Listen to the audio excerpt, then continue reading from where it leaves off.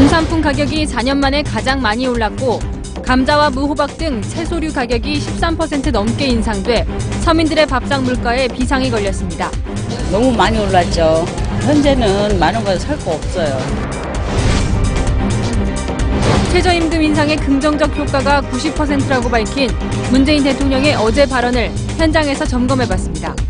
최저임금 오르고 뭐 아르바이트 자리 잘린다든지 하는 친구들도 있었고 이제 한 명으로 줄인다든지. 방미 중인 김영철 북한 노동당 부위원장이 워싱턴으로 날아가 트럼프 미국 대통령을 만날 예정입니다. 그가 들고 갈 김정은 위원장의 친서에 세계의 이목이 쏠리고 있습니다. 이재명 후보가 배우 김부선 씨와의 스캔들 의혹을 제기한 야당 후보에 대한 고발 방침을 밝히자 보수 야당 후보들이 비판하고 나서면서 경기지사 선거판이 고발 전쟁으로 비화되고 있습니다. 양승태 전 대법원장이 자택 앞에서 공개 인터뷰를 갖고 자신은 하급심 재판에 부당하게 간섭한 적이 결코 없으며 특정 법관에게 불이익을 준 적도 없다고 반박했습니다.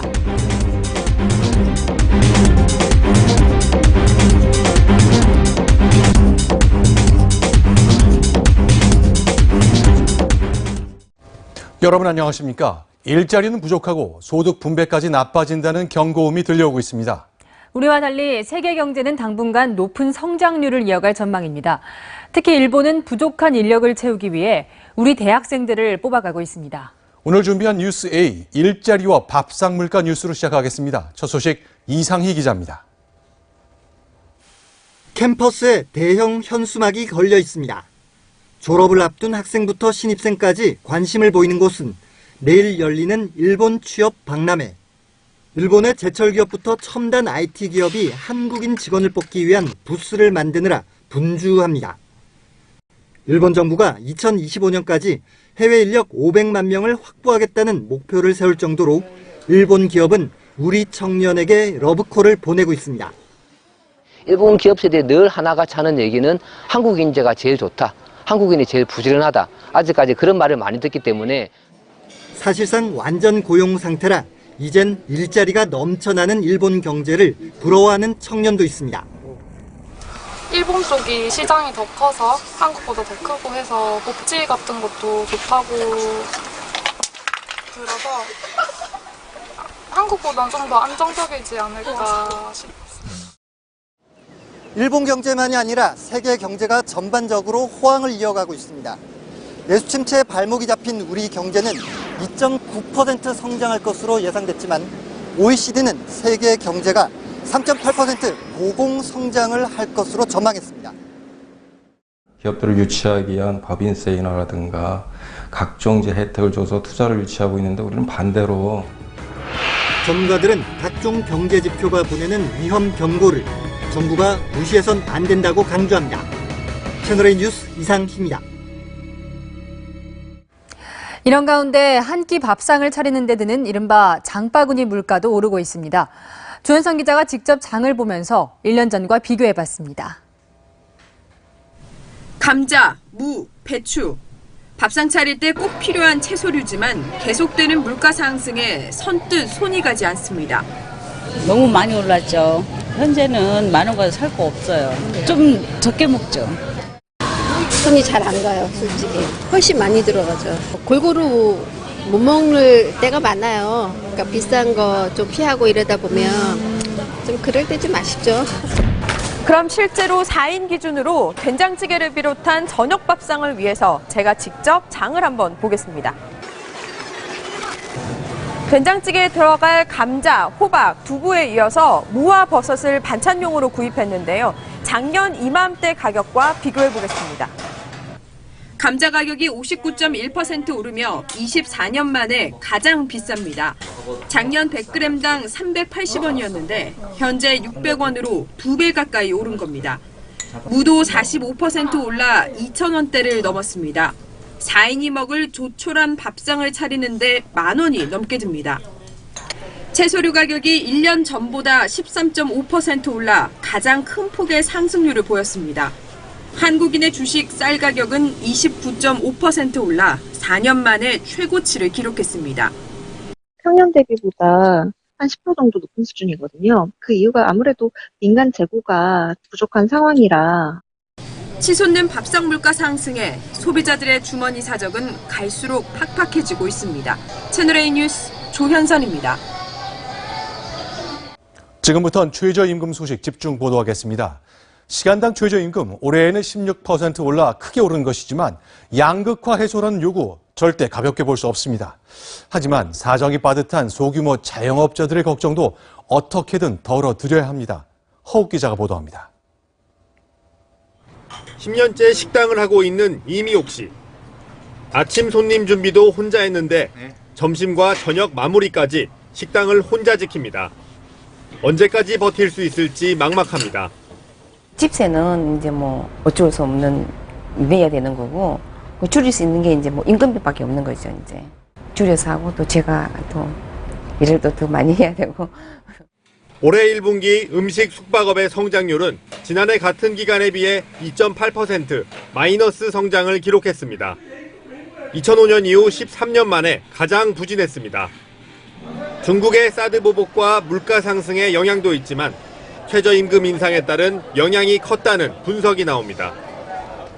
직장 생활을 접고 지난해 서울 강남에 식당을 낸 정모 씨. 1년 만인 오늘 음식값을 올렸습니다. 임대료, 식자재비에다 훌쩍 뛴 직원 10명의 인건비, 각종 세금까지 내고 나면 남는 게 별로 없기 때문입니다. 아르바이트생을 2명을 쓰고 있는데 결국에는 최저임금이 올라서 급여가 많이 나가는 거에다가 지금 현재 방침은 주휴수당을 또 줘야 된단 말이죠. 가파른 최저임금 상승으로 인한 소상공인들의 어려움을 덜어줄 대책이 시급합니다. 채널A 뉴스 허욱입니다. 최저임금 인상을 두고 문재인 대통령은 긍정적인 효과가 90%라고 했죠. 대통령의 설명처럼 최저임금 인상으로 혜택을 입은 아르바이트생들도 꽤 많습니다. 그렇다면 이들의 생각은 어떤지 백승우 기자가 들어봤습니다. 최저임금이 오른 지 어느새 5달이 지났습니다. 늘어난 월급은 한 푼이 아쉬운 사람들에게 큰 도움이 됩니다. 아무래도 최저임금이 올라서 1,000원이나 2,000원이라도 더 들어오면은 저희한테 더 큰 도움이 될 수 있지 않을까. 그런데 문제는 일자리를 아예 잃는 경우가 많다는 겁니다.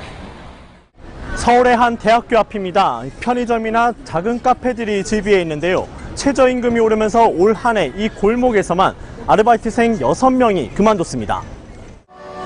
아르바이트생들의 마음은 항상 불안합니다. 최저임금 오르고 뭐 아르바이트 자리 잘린다든지 하는 친구들도 있었고 이제 한 명으로 줄인다든지. 새로 일자리를 구하는 것도 어려워졌습니다. 단기 아르바이트생이 많은 음식, 숙박, 도소매업 취업자 수는 올해 들어 늘기는커녕 계속 감소세를 보이고 있습니다. 이번 학기 내내 알바를 계속 구하려고 했는데 지금까지도 알바를 못 구하고 있어요. 되게 답답하고. 최저임금 인상으로 일자리와 소득이 줄어드는 역효과가 정부의 숙제로 남았습니다. 채널A 뉴스 백승우입니다. 네, 최근 최저임금법을 여야가 합의해서 개정했죠. 여기에 반발한 민노총은 민주당 지도부를 가로막았습니다. 또 문재인 대통령을 만나게 해달라면서 청와대 앞에서 농성에 들어갔습니다. 이동재 기자입니다. 더불어민주당 지도부가 전북 지원에 나선 그 시각.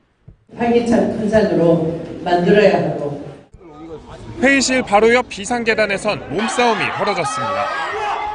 어디서 버린 장본이 없이. 본부장님. 야, 너 대표가 나와 너희들도. 결정할 수 있나? 최저임금에 상여금 일부 등을 포함시킨 개정 최저임금법에 반발한 민노총 조합원들이 난입한 겁니다. 내가 주인을 물어! 내가 주인을 물어! 나오지 마! 선거운동할 자격도 없어! 비상구를 점거한 시위가 계속되자 문재인 정부는 최저임금 계약을 거부하라! 추미애 대표는 경호원과 당직자들에 둘러싸여 뒷문으로 빠져나갔고 조심하십시오, 맞습니까? 왜 강력하게 하셨어요? 다른 주요 당직자도 급히 떠나며 예정됐던 군산 유세는 취소됐습니다. 홍영표는 상태하라! 민노총 출신인 홍영표 원내대표가 남아 비공개 면담을 가졌지만 별다른 성과 없이 평행선을 이어갔습니다. 홍영표는 규탄한다. 최저임금 가산주도 공영표를 규탄한다. 민노총 지도부도 청와대 앞에서 문재인 대통령의 개정 최저임금법 거부권 행사를 촉구하는 항의 농성에 들어갔습니다. 폐기해야 됩니다. 그 폐기를 요구합니다. 문재인 대통령께 알려드리겠습니다. 민노총은 촛불 집회와 10만 명 동원 결의대회 등 문재인 정부를 겨냥한 실력 행사를 예고했습니다. 채널A 뉴스 이동재입니다. 얼마 전 이목희 일자리위원회 부위원장은 김동연 경제부총리를 향해서 신의 영역에 있느냐 이렇게 비판해서 파문이 일었었죠. 이목희 부위원장 그런 말 한 적이 없다고 해명했습니다만 이 해명 거짓으로 드러났습니다. 김현지 기자의 보도입니다. 이목희 부위원장은 최근 기자간담회에서 최저임금 10,000원이라는 대통령 공약을 지켜야 한다고 강조했습니다. 최저임금 인상 속도 조절의 필요성을 말하는 김동연 경제부총리에 대해서는 통계적 근거가 없다며 부총리가 신의 영역에 있느냐고도 했습니다. 이 발언으로 파문이 일자 일자리위원회는 신의 영역에서는 간절히 기도하겠다고만 했지 부총리가 신의 영역이냐는 말을 한 적이 없다고 해명합니다. 그러나 오늘 녹취 파일이 공개되면서 이 해명은 거짓으로 드러났습니다. 경제부총리가 이 신의 영역에 있습니까? 위원회는 다시 궁색한 변명을 내놓았습니다. 홍보팀이 테이블 가장자리에 앉다 보니 정확하게 듣지 못했다는 겁니다. 이 부위원장은 해명 없이 중국 출장길에 올랐습니다. 정책당국자가 속도 조절론을 이야기하면 안 된다는 이 부위원장의 견해도 지나치게 정치적이라는 비판이 나옵니다. 경제 이론이나 실무에 입각한 정책이 아니고 매우 정치적인 목적이라고 볼 수가 있겠습니다. 채널A 뉴스 김현지입니다.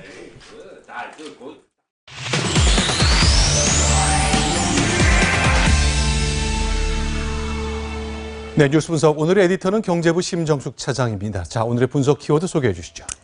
자, 오늘의 키워드는 90%입니다. 자, 문재인 대통령이 어제 재정전략회의에서 올해 최저임금 인상의 긍정적인 효과가 90%라고 말했습니다. 자, 언론이나 학계에서는 부정적인 평가들이 나오는데, 자, 정부가 홍보를 제대로 못했기 때문이지 굉장히 잘 되고 있다. 이렇게 정부를 질타했습니다. 사실에 부합하는 얘기인지 따져보겠습니다. 네, 그렇다면 저 90%라는 말, 긍정적 효과가 90%다. 어떤 상황에서 나온 말인지 공개된 게 있습니까? 자, 우선 청와대 김의겸 대변인이 대통령의 말이라면서 어제 발표한 내용이거든요. 한번 직접 들어보겠습니다.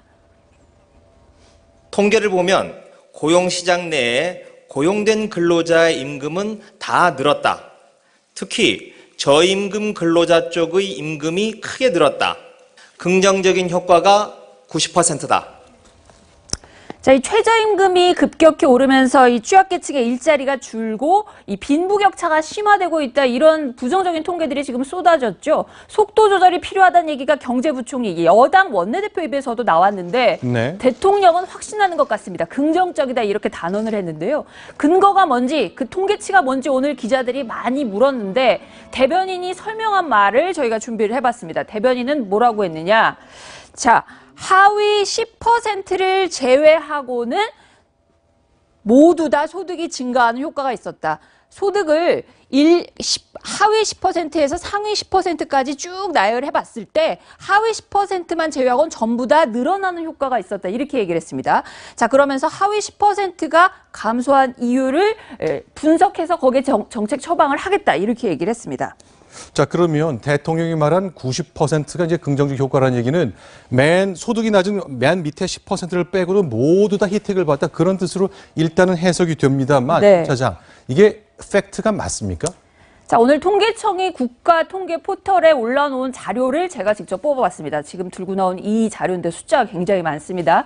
자, 그거를 저희가 지금 간략하게 표로 한번 만들어 봤는데요. 청와대 설명 말씀하신 것처럼 하위 10%는 감소했지만 나머지 2분위부터 저기 소득이 굉장히 많은 10분위까지 전부 다 증가했다. 이렇게 설명하는 게 청와대 설명이거든요. 그런데 제가 그 통계청 자료를 뽑아봤더니 네. 1분위부터 5분위까지 하위 1분위부터 5분위까지는 저렇게 월 소득이 4만 원에서 12만 원, 13만 원까지 증가하는 모습이었습니다. 아, 줄었다는 얘기겠죠? 아, 줄었습니다. 네. 줄었습니다. 하위 그 1분위만 10%에 해당하는 1분위만 줄었다는 설명과는 다른 그런 통계치가 나왔고요.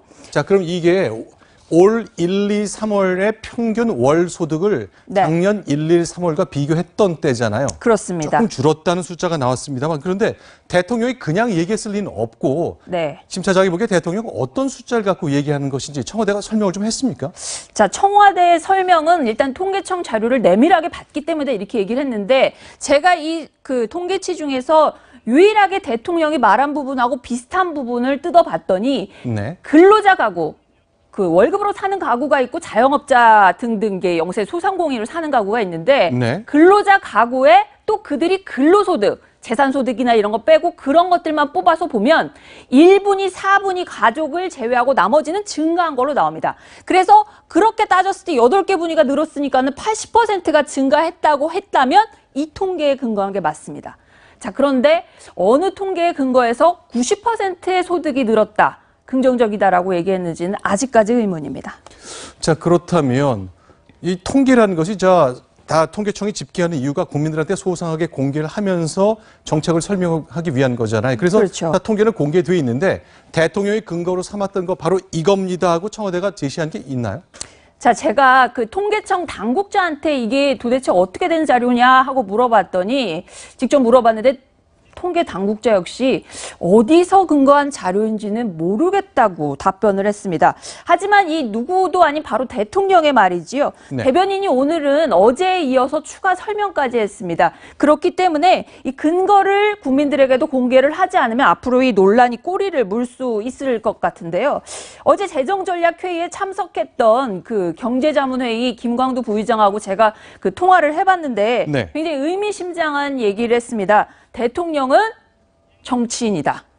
그리고 아직 성공 실패를 판단하기엔 이르다. 최소 6개월 정도 시행을 한 다음에 정확한 수치가 나온다. 정치적 수사가 아니냐 이런 식으로 해석을 했습니다. 자, 관심은 이 경제사령탑인 김동연 부총리가 네. 되겠죠. 속도 조절론을 얘기도 했는데 네. 앞으로 이 90%가 긍정적이라는 대통령의 언급에 어떤 대응을 할지 행보가 주목됩니다.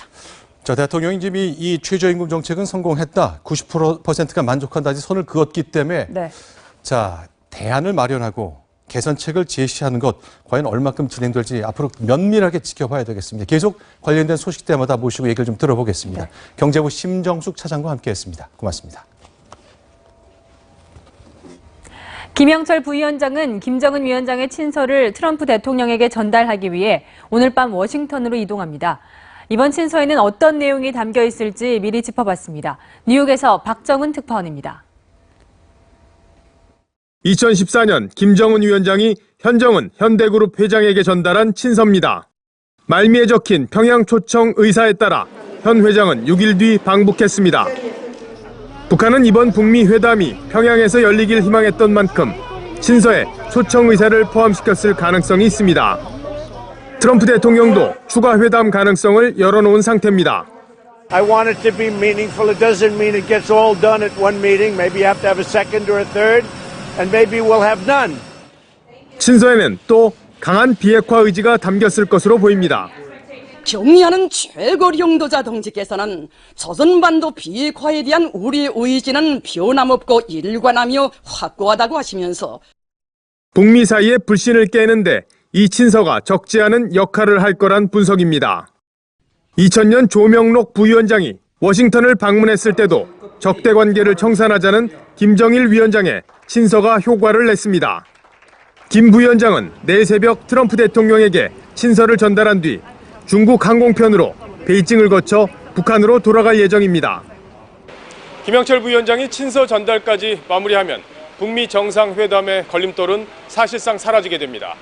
이제 관심은 트럼프, 김정은 두 정상이 싱가포르에서 어떤 합의문을 내놓을지에 쏠리게 되었습니다. 뉴욕에서 채널A 뉴스 박정훈입니다. 김영철 북한 노동당 부위원장과 뉴욕에서 이틀간 만난 폼페이오 장관이 지난 72시간 실질적인 진전을 이뤘다고 평가했습니다. 그러면서 북미 정상회담이 평생 한 번뿐인 기회라며 김정은 위원장의 대담한 리더십을 기대했습니다. 뉴욕에서 박용특 파원이 전해드립니다. 전날 90분간 만찬으로 탐색전을 시작한 폼페이오 장관과 김영철 부위원장이 반나절 만에 협상 테이블에 앉았습니다. 약 150분 뒤인 11시 반경 김영철 부위원장이 먼저 건물을 나와 숙소로 돌아갔습니다. 예정됐던 1시 반보다 2시간 정도 일찍 끝난 겁니다. 폼페이오 장관은 일찍 끝난 게 아니고 다룰 주제를 다 다뤘다며 만족감을 보였습니다. We've made real progress towards that in the last 72 hours. 한 외교 소식통은 회담이 잘 됐다는 건 미국은 북한의 비핵화 의지를 확인하고 북한은 미국이 제시한 체제 보장과 경제 지원 방안에 대한 신뢰를 갖게 됐다는 의미라고 말했습니다. 하지만 아직도 북한이 미국이 요구하는 완전한 비핵화에 합의했는지는 분명치 않습니다. 폼페이오 장관은 김정은 위원장의 결단을 거듭 촉구했습니다. It will take bold leadership from Chairman Kim Jong-un if we are able to seize this once-in-a-lifetime opportunity to change the course for the world. 김영철 부위원장의 방미 일정은 하루 더 늘어 워싱턴에서 끝날 것으로 보입니다. 트럼프 대통령에게 전해질 김정은 위원장의 친서에 관심이 쏠리고 있습니다. 뉴욕에서 채널A 뉴스 박용입니다. 미국이 핵 반출 등을 담은 트럼프 리스트를 내민 가운데 김정은 위원장의 침묵이 길어지고 있습니다. 김정은은 여전히 단계적 비핵화를 주장하며 새로운 방법을 찾자고 언급했습니다. 최선 기자입니다. 트럼프 대통령의 핵 반출 요구에 김정은 위원장이 장고를 거듭하고 있습니다. 성김 대사로부터 트럼프 리스트를 전달받은 지 닷새 만에 비핵화 방법을 간접적으로 언급했습니다. 세르게이 라브로프 러시아 외교장관 면담에서입니다. 새로운 정세하에서 새로운 방법으로 각자의 리에 충만되는 해법을 찾아 단계적으로 풀어나가며 여전히 단계적 비핵화를 주장하고 있지만 새로운 방법을 찾아보자며 여지를 남겼습니다. 미국의 전방위 압박에 고민이 깊은 모습입니다. 하지만 무작정 버티기 어려운 고립무원 상황인 만큼 우군 확보에도 힘을 쏟고 있습니다. 푸틴 러시아 대통령 친서를 받은 뒤 북러 정상회담에도 합의했습니다. 패권주의에 맞서서 정세를 조정해 나가는 것 당신의 지도부와 주도 세밀한 의견 교환을 할 용의가 있고. 트럼프 대통령과 담판에 앞서 중국과 긴밀히 공조 중인 가운데 러시아까지 끌어들인 겁니다. 협상력을 높이기 위한 전략인데 과거 육자회담처럼 사공이 많아져 자칫 교착 상태에 빠질 수 있다는 우려도 나옵니다. 채널A 뉴스 최선입니다. 북미 정상회담이 11일 앞으로 다가온 가운데 협상과는 별도로 대북 압박은 계속되고 있습니다. 군사 압박의 전초 기지는 바로 일본인데요. 왜 그런지 도쿄에서 김범석 특파원이 보도합니다. 북미 회담을 앞두고 미 공군이 F-22 스텔스 전투기를 일본 오키나와 주일 미군 기지에 배치한 것으로 알려졌습니다. 일본 언론들은 F-22 스텔스 전투기가 배치된 것이 4년 만이며 총 22대가 순차적으로 올 것이라고 보도했습니다. 아태 지역 안전 보장을 위한 것이라는 미군의 설명에도 불구하고 북미 정상회담을 앞둔 대북 압박용이라는 것이 일본 언론의 대체적 관측입니다. 협상이 진행 중이지만 북한의 비핵화 의지에 대한 의구심은 여전합니다. North Korea remains our most imminent threat, and a nuclear-capable North Korea with missiles that can reach the United States is unacceptable. 다만 최근 남북 관계 화해 분위기가 이어지고 있고 판문점 선언에 대한 노골적인 도전이며 좋게 발전하는 조선반도 정세 흐름에 역행하는 고의적인 군사적 도발이다. 2주 전 한미연합 공중훈련에서 F-22 전투기의 비행에 대해 북한이 민감하게 반응하자 미국 측이 주한미군 대신 주일미군을 이용한 것으로 보입니다. 미 해군 기지의 원자력 항공모함인 로널드 레이건호도 대규모 포탄 훈련을 위해 오키나와 나고시 미군 기지로 출항하는 등 일본이 대북 군사 압박의 기지가 되고 있습니다. 도쿄에서 채널A 뉴스 김범석입니다. 이번에는 북한 김창선 국무위원회 부장과 조해익인 백악관 부비서실장이 담판을 벌이고 있는 싱가포르 상황 알아보겠습니다. 싱가포르 현지 취재 기자 연결합니다. 유승진 기자, 김창선 부장 오늘도 바쁘게 움직였습니까? 네, 김창선 부장은 오전 내내 이 호텔에 머물다 2시간 전에 차량을 타고 나왔습니다. 싱가포르의 또 다른 호텔로 향한 것으로 알려졌는데요. 아직 누구를 만났는지는 확인되고 있지 않습니다. 이 특이한 점은요, 김 부장이 언론 노출을 꺼리기 시작했다는 겁니다.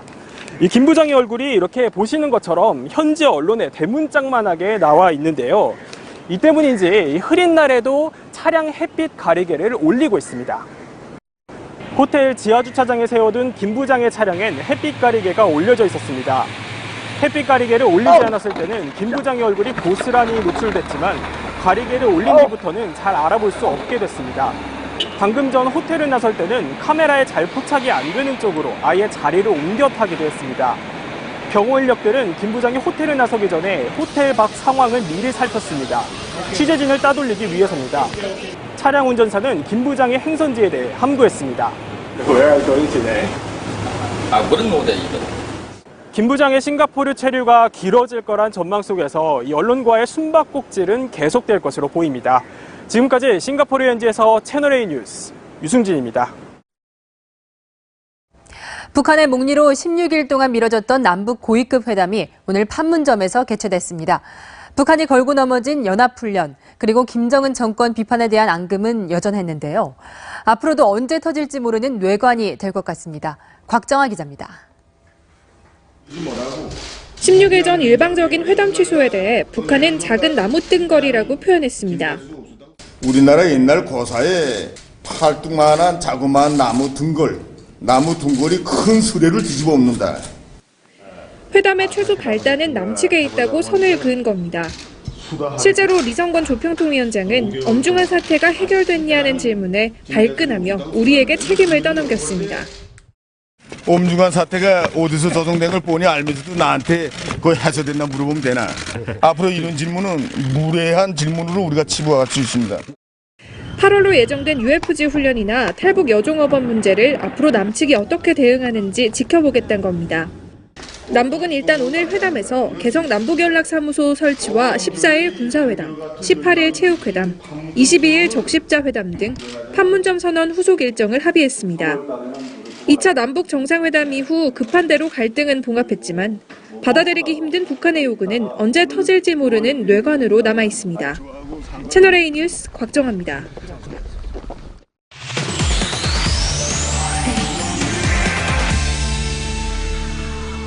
네, 뉴욕 방문 일정을 마친 김영철 북한 노동당 부위원장이 잠시 후 워싱턴으로 향합니다. 김정은 친서에 담긴 비핵화 결단이 어느 수준일지가 관건일 것 같은데요. 하태원 국제부장과 짚어보겠습니다. 키워드 먼저 소개해 주시죠. 네, 김영철 부위원장의 방미 일정도 이제는 종착역을 향해 달리고 있습니다. 자, 북한 최고위급 인사의 18년 만에 여정이 어떤 모습으로 마무리될지 한번 직접 짚어보겠습니다. 네, 일단 이 폼페이오 국무장관은 이 김영철과의 회담에 대해서 굉장히 만족한 것 같은 모습이에요. 네, 벌써 세 번째 만남을 가진 두 사람 이제는 제법 친숙한 사이가 된 것 같습니다. 자, 사실 뉴욕 회동은 워싱턴으로 가는 비행기를 탈 수 있느냐 없느냐를 결정하는 일종의 최종 관문 같은 성격이었는데, 자, 김영철 테스트를 통과한 셈입니다. 직접 들어보겠습니다. We envision a strong, connected, and secure, prosperous North Korea that maintains its cultural heritage, but is integrated into the community of nations. We think that, working together, the people of the United States and North Korea can create a future defined by friendship and collaboration.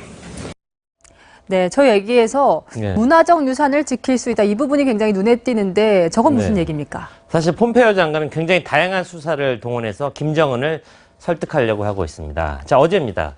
어제는 뭐라고 했습니까? 자, 평양도 뉴욕처럼 될 수 있다. 뉴욕의 스카이라인을 보라 이렇게 얘기했잖아요. 근데 어제는 이렇게 얘기한 거죠. 자, 문화적 유산을 지킬 수 있다 이렇게 얘기했는데, 자, 이건 일종의 불가침 약속을 한 셈이라고 볼 수 있습니다. 그러니까요, 김정은 위원장에게 경제적 보상 그리고 체제 안전 보장 그 두 가지 선물을 동시에 준 셈이라고 볼 수 있겠습니다. 네, 이 두 사람 세 번이나 만났고 물밑 대화를 계속 함께 했는데 두 사람의 스타일은 좀 다르다고요? 그렇습니다. 홈그라운드에 있점 아무래도 좀 유리하지 않겠습니까? 그래서 자, 폼페이오 장관은 뭔가 쥐락펴락하는 느낌이라면 자, 김영철 부위원장 미국 처음 방문 아니겠습니까? 그래서 그런지 두문불출하는 그런 느낌으로 가고 있습니다.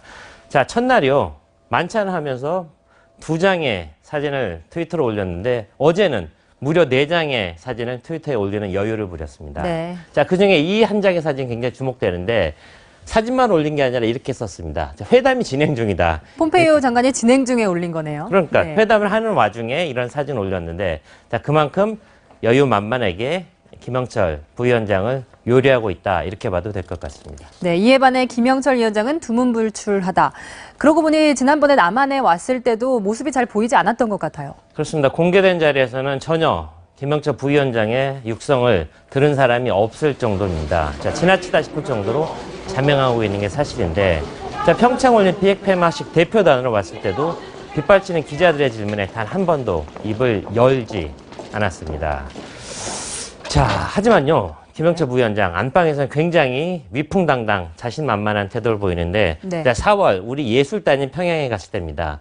자, 남측에서 천안함 폭침 주범이라는 사람이 바로 저 김영철이다 이렇게 너스레를 떨기도 했는데 자, 내일 트럼프 대통령과 처음으로 백악관에서 마주 앉게 되지 않겠습니까? 그 자리에서 어떤 육성을 들을 수 있을지 상당히 주목됩니다. 네, 이제 트럼프 대통령과의談판만 두고 있는데 트럼프 대통령의 일정이 나왔다고요? 그렇습니다. 백악관이 전격적으로 공개했는데 자, 일정을 한번 보겠습니다.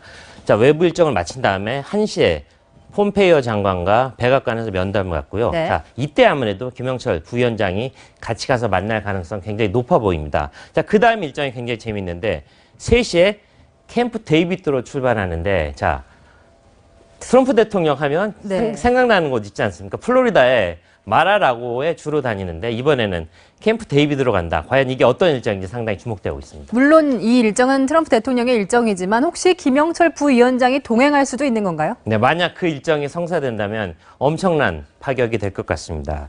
자, 캠프 데이비드가 어떤 곳인지 한번 설명을 드리겠습니다. 워싱턴에서 불과 100km밖에 안 떨어져 있고요. 헬기를 타면 30분 거리입니다. 자, 미 대통령의 전용 별장인데 자, 75년의 역사를 가진 어떤 대통령의 원조 별장이라고 볼 수 있습니다. 자, 주로요, 국가 원수급만 초대를 받았던 곳인데, 자, 2차 대전 당시 노르망디 상륙작전이 논의됐고요. 이스라엘과 이집트의 평화협정도 바로 이곳에서 이루어졌습니다. 자, 우리 대통령 중에는요, 이명박 전 대통령이 유일하게 방문했던 그런 곳입니다. 네, 여기까지 듣겠습니다. 하태원 국제부장이었습니다.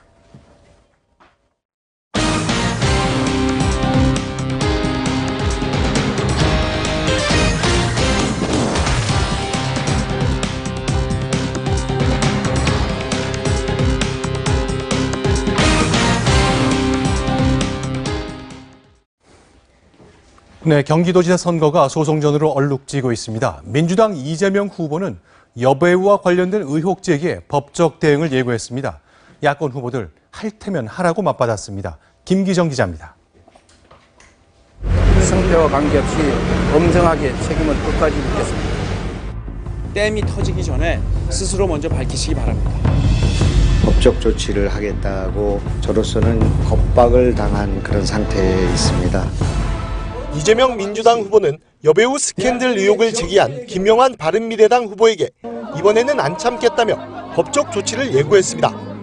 하지만 김영환 후보는 고소는 자유지만 국민에게 예의가 아니라며 맞받아쳤습니다. 그러면서 이 후보를 고소 대마왕이라고 불렀습니다. 남경필 자유한국당 후보는 거짓말을 고소와 고발로 꾹꾹 막아놓고 있다며 이 후보를 협공했습니다. 이재명 후보는 자신을 극우 성향 온라인 커뮤니티 일간베스트 회원이라고 지칭한 네티즌 4명을 허위사실 유포 혐의로 검찰에 고발했습니다. 채널A 뉴스 김기정입니다. 네, 잠시 후에는 어제 유세 현장에서 넘어진 대구시장 후보의 모습을 공개합니다. 권영진 자유한국당 후보를 두고 다친 게 맞다, 아니다, 과장되게 넘어졌다는 논란이 빚어졌습니다. 배유미 기자가 취재했습니다. 권영진 후보가 선거운동을 하던 중 한 여성이 권 후보를 밀칩니다. 권 후보가 뒤로 넘어지면서 아수라장이 됩니다. 꼬리뼈를 다친 것으로 알려진 권 후보는 이틀째 선거운동을 못했습니다. 이 중요한 시기에 정작 저는 병원에 누워 있어야 합니다. 입술과 속이 바삭바삭 타들어갑니다. 당시 영상이 공개된 이후 권 후보가 과장된 행동을 했다, 명백한 폭행이었다는 논란이 이어졌습니다. 권 후보는 SNS를 통해 상대방에 대해 처벌을 원치 않는다고 밝혔습니다.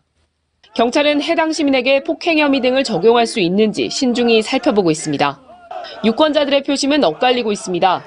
올해인데 뭐 달라진 것도 없고 이제 다른 당 뽑아가지고 뭐 일하는 거 지켜보는 건 나쁘지 않을 것 같아가지고. 예전과 뭐 다른 게 없다 이런 생각도 들고 좀 경쟁률이 많이 높기는 하지만 권 후보 폭행 논란이 유권자들에게 어떤 영향을 줄지 관심이 모아지고 있습니다. 채널A 뉴스 배윤입니다. 네, 유권자들의 눈과 귀를 사로잡기 위해서 당대표들이 직접 나섰습니다. 망가지면 망가질수록 더 인기를 끄는 홍보 영상 경쟁을 황수연 기자가 취재했습니다. 총알 쩐다 정의 평화. 무표정한 얼굴로 어깨춤을 추는 추미애 더불어민주당 대표. 지난해 SNS 홍보 영상 한 편으로 단 40시간 만에 정치 후원금 한도를 채운 박주민 의원도 찬조 출연했습니다. 함께하고 싶나? 더치페이 하자. 단순하지만 중독성 강한 율동과 가사로 지방선거 후원을 유도합니다.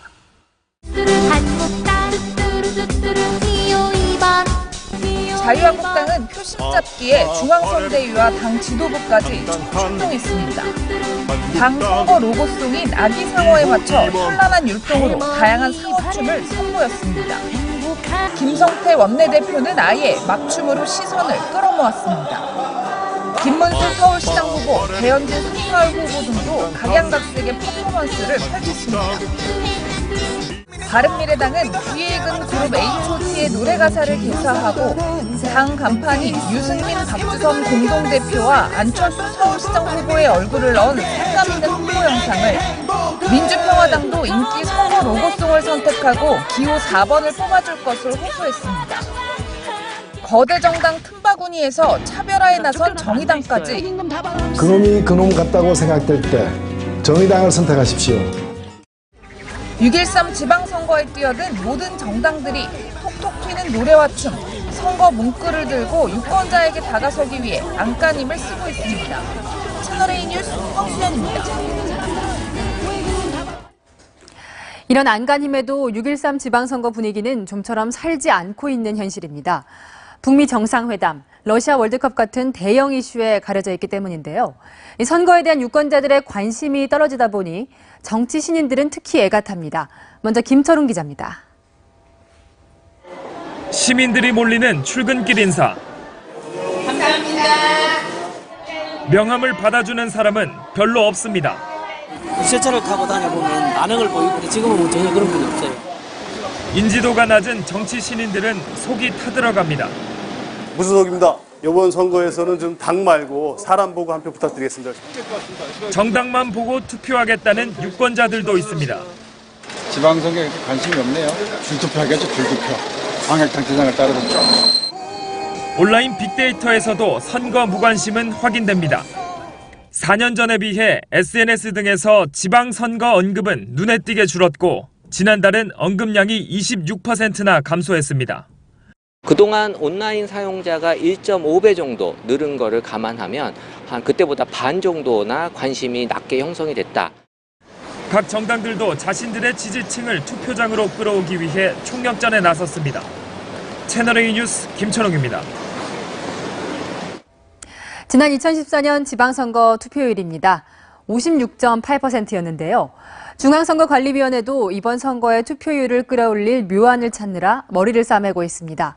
투표빵, 선거 라떼 같은 유권자들의 마음을 사기 위한 갖가지 아이디어가 총동원됐습니다. 김도영 기자입니다.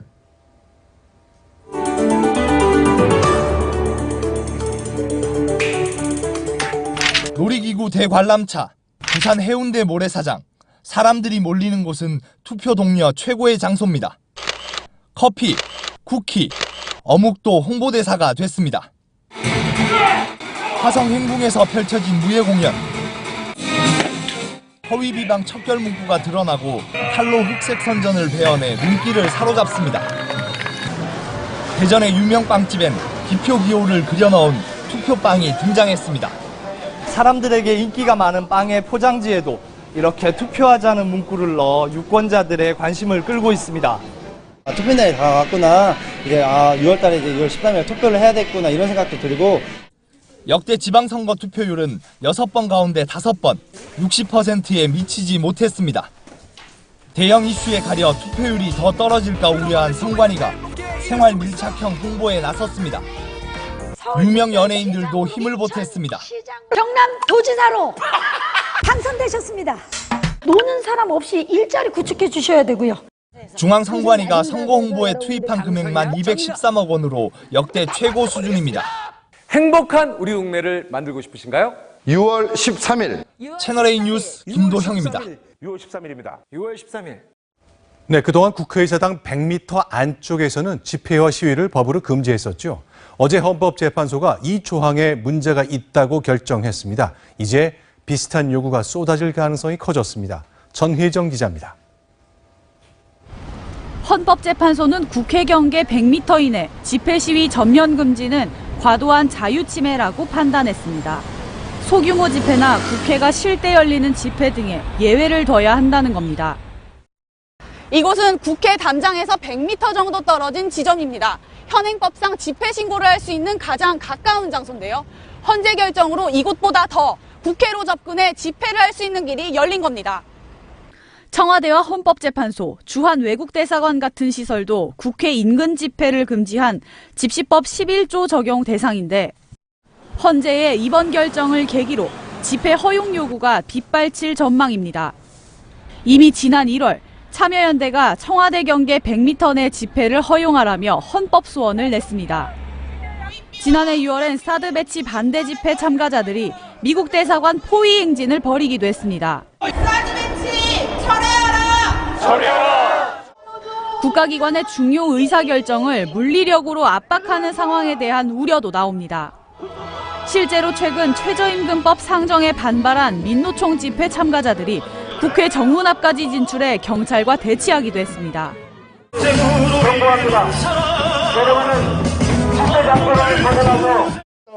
헌재가 예외로 인정하라고 한 소규모 집회의 기준도 만들어야 합니다. 허용 가능한 구체적인 범위에 대해서 국회와 협조 등을 통해서 설정하여 나가도록 하겠습니다. 경찰은 공청회 등을 열어 여론을 수렴할 방침입니다. 채널A 뉴스 전혜정입니다. 현재 중학교 3학년 학생들이 치르게 될 대학 입시 제도를 어디까지 고칠지 그 범위가 결정됐습니다. 교육부가 직접 하지 않고 보통 사람들에게 묻겠다는 공론화 조사인데 오락가락하는 정책 때문에 혼란이 가시지 않고 있습니다. 정지영 기자입니다. 한 달 만에 공론화 범위를 확정한 대입 개편 특별위원회. 국민적 관심도와 대입 전형에서의 비중이 가장 높다고 판단한 3가지 사항을 포함하기로 하였습니다. 학생부와 수능 전형의 적정 비율과 절대평가 확대 여부 등 수능 평가 방법, 그리고 수시의 수능 최저 학력 기준을 활용할지 여부를 공론화하기로 했습니다. 수시와 정시 통합은 사실상 백지화됐습니다. 공론화 논의가 좀 공회전된다는 느낌이 있고요. 점들 중에 또 다수를 또 교육부가 결정하라고 이렇게 넘기고 있기 때문에 새 입시 제도가 적용되는 중3 학생들은 혼란스럽습니다. 빨리 발표를 해주고 좀 더 폭넓게 알려줄 수 있는 거를 많이 했으면 좋겠어요. 지금 고입도 계속 바뀌잖아요. 좀 약간 저희가 불안해요. 저희한테 자꾸 바뀌고 저희 앞에 경험한 사람들도 없으니까 어떻게 해야 될지 모르겠고. 학부모도 울분을 터뜨립니다. 교육부는 그리고 뭐 하는 집단인지 자기 관리를 남한테 외주 주고 외주 준 사람은 또 유보하고 다음 달 400명으로 구성된 시민참여단이 최종 결정하면 교육부가 8월 새 입시 제도 개편안을 발표합니다. 채널A 뉴스 정지영입니다.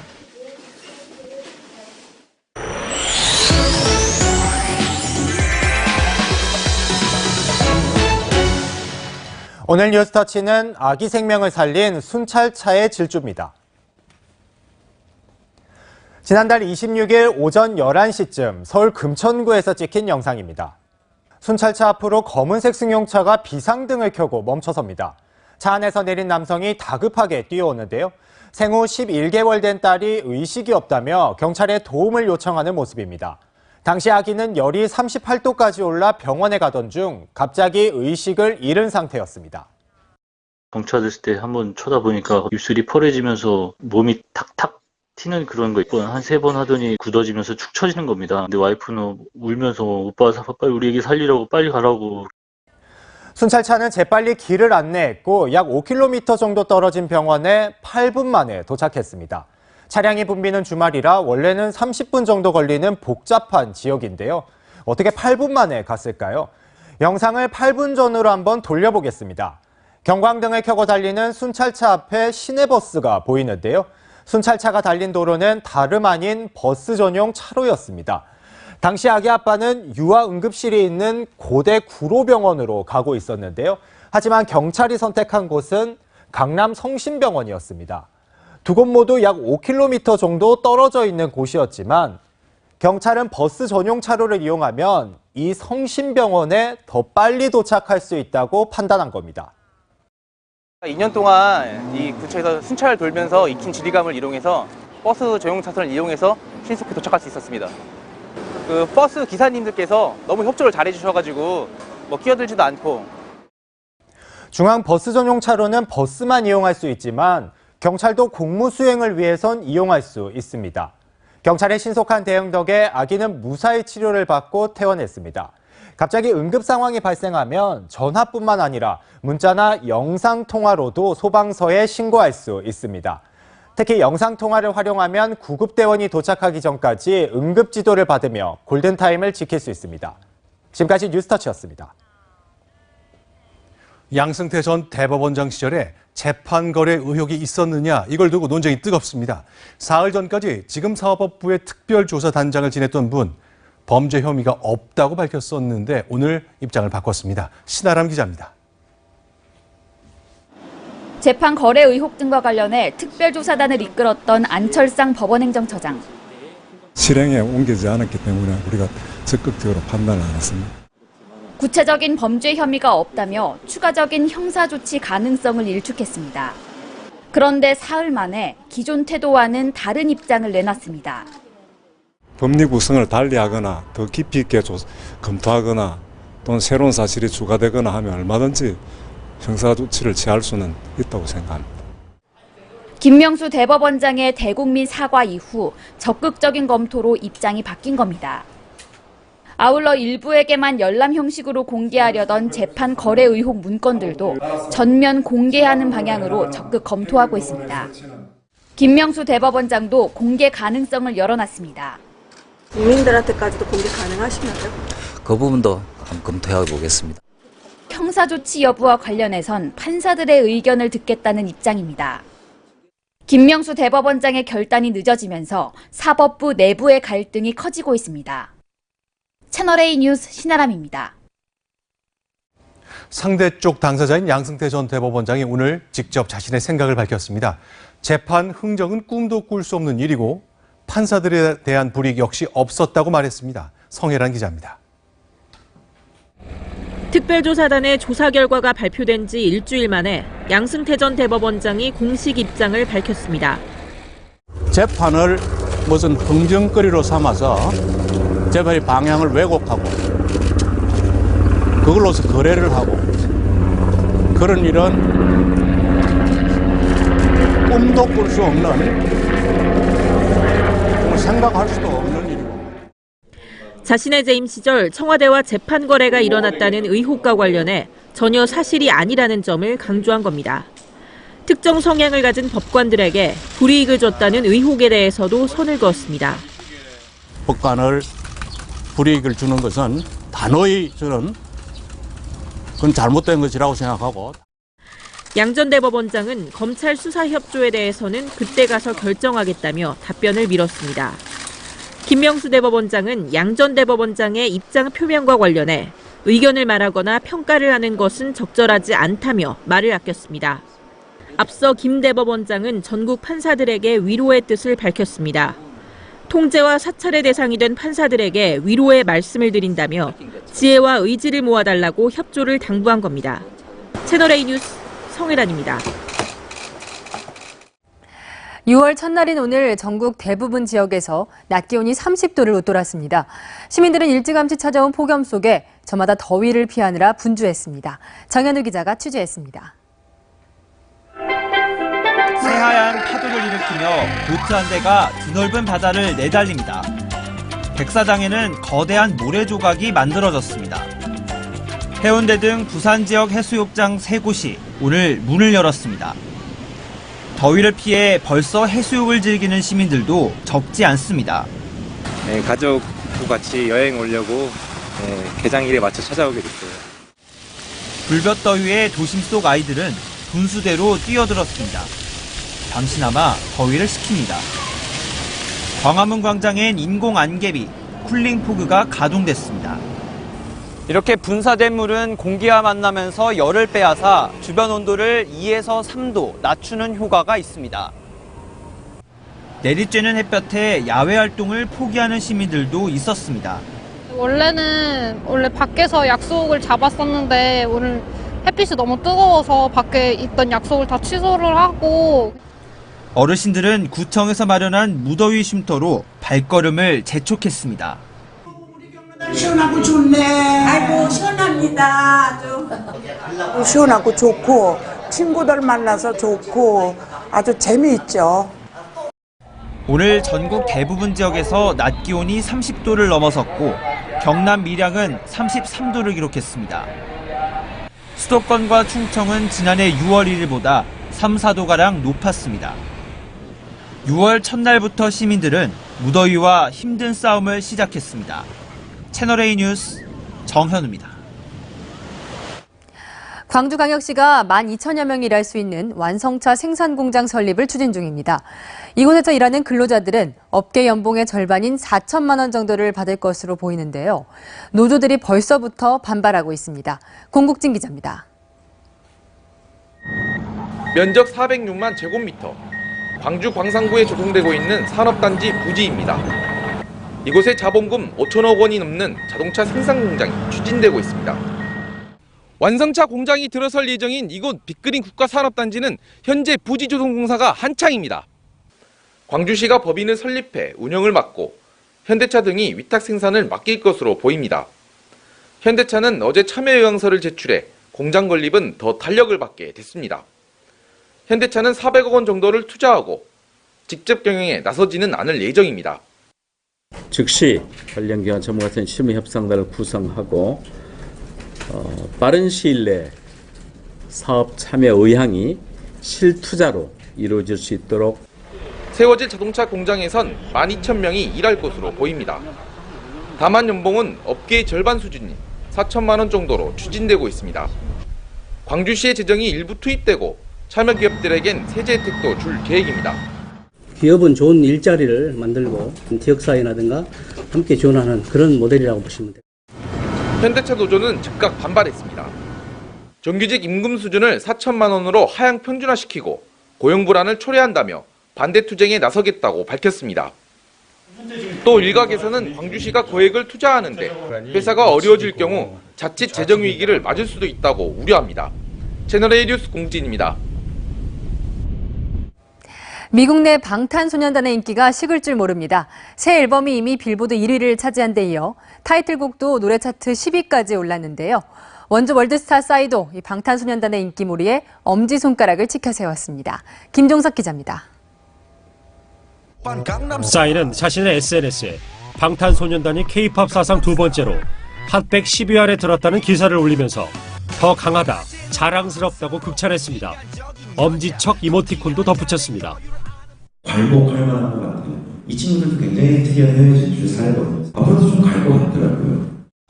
2012년 강남스타일의 뮤직비디오가 전 세계적으로 엄청난 인기를 얻게 되면서 주목받은 싸이. 강남스타일 이후엔 말춤의 열기를 이어가진 못했습니다. 반면 방탄소년단은 블로그와 유튜브에 자신들의 일상을 공유, 소통을 확대하면서 조금씩 해외 팬층을 다져갔습니다. 음원 판매량과 라디오 방송 횟수 등을 종합해 결정되는 빌보드 순위에서 6년 전 싸이의 강남스타일보다 빠르고 폭넓게 올라선 건 강력한 팬덤이 있어 가능했습니다. 강남 스타일의 경우에는 90년대 깜짝 히트했던 마카레나하고 비교가 되고, 반면에 방탄소년단은 뮤퀴즈 온 더 블록하고 비교가 되는데 인기의 응집력이라든가 지속성이 상당히 클 것으로 보입니다. 다음 주 발표될 빌보드 순위에서 다시 한번 새 역사를 쓸 것이라는 분석이 나오는 이유입니다. 채널A 뉴스 김종석입니다. 황금사자기가 야구 명문 광주일고의 우승으로 막을 내렸습니다. 이번 대회에서는 야구인 2세들의 활약이 특히 두드러졌습니다. 이철호 기자입니다. 선동열과 이종범 등을 키워낸 야구 명문 광주일고가 또다시 황금사자기를 품에 안았습니다. 정혜영의 배짱투가 1회부터 빛났습니다. 시속 140km대 묵직한 직구로 3구 삼진을 잡고 6과 3분의 2이닝 2실점으로 대구고 타선을 요리했습니다. 정혜영은 기아 정회열 수석 코치의 둘째 아들로 아버지와는 고교 동문사입니다. 이번 황금사자기에는 넥센 장정석 감독의 아들 장재영 등 야구 2세들의 활약이 돋보였습니다. 아빠는 뭐 그렇게 하라고 시킨 적은 없는데 그냥 제가 수영이랑 축구랑 야구 다 해봤는데 그래도 야구가 제일 재밌는 것 같아서 야구 선택하겠습니다. 서울 독수고가 2년간 차지했던 황금사자. 올해는 준결승에 오른 4개 팀 중 3개 팀이 지방고교일 정도로 판세가 달라졌습니다. 투구수 제한이 처음 적용되면서 에이스에 대한 혹사가 줄고 다양한 수준급 투수들을 많이 보유한 팀이 유리해진 겁니다. 광주일고 에이스 조준혁은 혹사를 피하고도 준결승전 인상적인 투구로 최우수 선수에 선정됐습니다.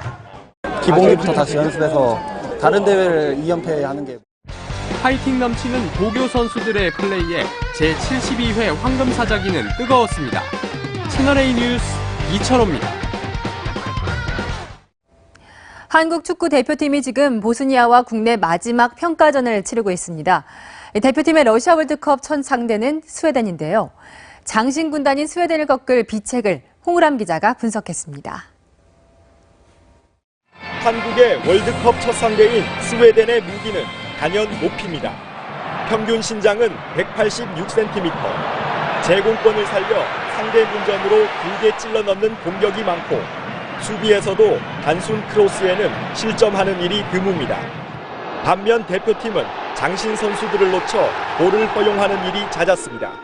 스웨덴 선수들이 롱볼을 통해서 많은 플레이를 펼치고 있는데 그런 부분에 있어서는 항상 준비가 돼 있고요. 상대 공격수가 헤딩 타점을 맞추지 못하도록 경합해야 합니다.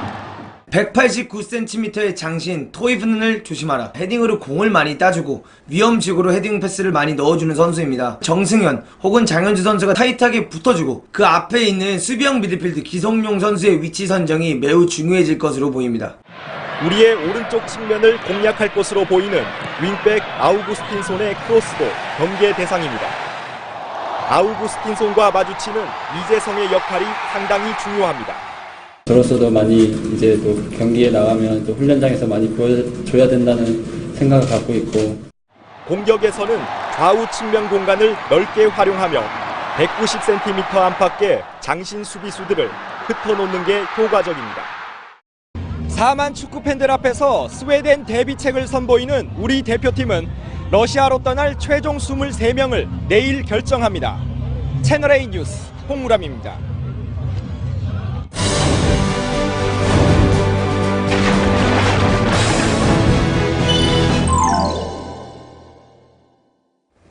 바다에서 일하는 청년들을 소개하는 6번째 시간입니다. 최근 낚시가 국민 레저로 떠오르고 있는데요.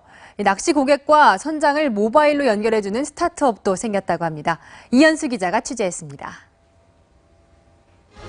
리얼 낚시 예능 도시어부의 인기로 낚시가 국민 레저로 더 친숙하게 다가간 탓일까. 태어나 첫 낚시 인구도 수확이 예사롭지 않습니다. 불어나는 낚시 인구에 주목한 한 스타트업이 현장 예약 중심의 배낚시 중개 시장에 모바일을 끌어들였습니다.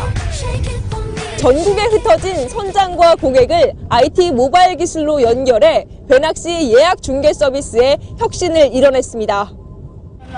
제휴를 맺은 선장은 1000여 명. 주요 항구들에 가서 숙식도 하면서 한번 저희가 인터넷에서 팔아보겠다. 설득도 하고 뭐 빌기도 하고.